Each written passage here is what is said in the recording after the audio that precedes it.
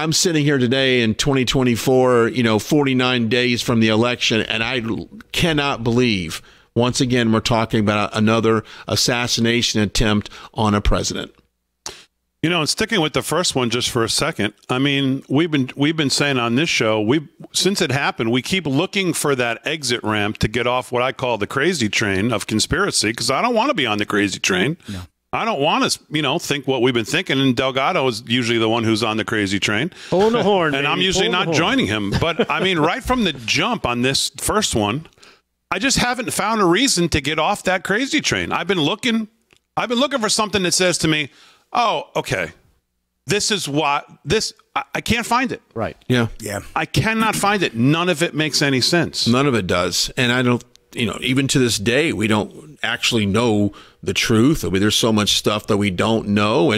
And how can it happen again? Now, what's interesting enough is that second advance team that President Trump has was not in place until after Butler. So let's just say Butler didn't happen.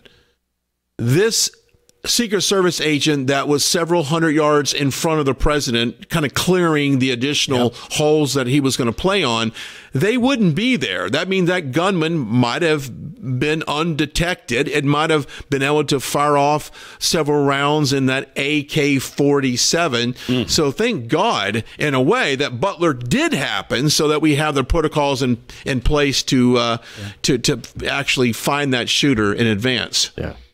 But this one's even more egregious than the first, because the first one is like Damon said, you're looking for that. Well, this is how the kid was able to pull it off, and blah blah blah. Certain breakdowns, and he just kind of slipped through. This one now, when you look at the perpetrator, you're like, all right, I'm going to call shenanigans on this one. He's been overseas. He's been recruiting fighters to leave Afghanistan through Pakistan and join them in Ukraine. And where do they go from Ukraine? Well, they probably get a first-class ticket right back to the U.S. if they want. This guy has all the earmarks of an asset. I mean, and I found out today he wrote a book. Who would read a book from this guy? This guy wrote a book. Oh, I didn't know that. He wrote a book. He wrote a book. Talking about how Iran should go ahead and take out President Trump. This is amazing.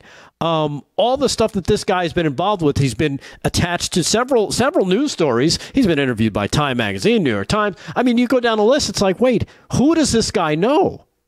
He must know a bunch of people. Do you have any fear, as Dan Bongino has floated the idea, and we talked about it last night? Do you have any fear that there's leak, mole, whatever word you want to put on it, not only inside possibly the Department of Justice or in the federal government, but on Trump, and more importantly on Trump's side? I don't see why we can't believe rule it out, right? Can't rule it out. I'm looking for my Reynolds tinfoil to go ahead and make my hat over here. I'm not ruling that out. That's still on my bingo card.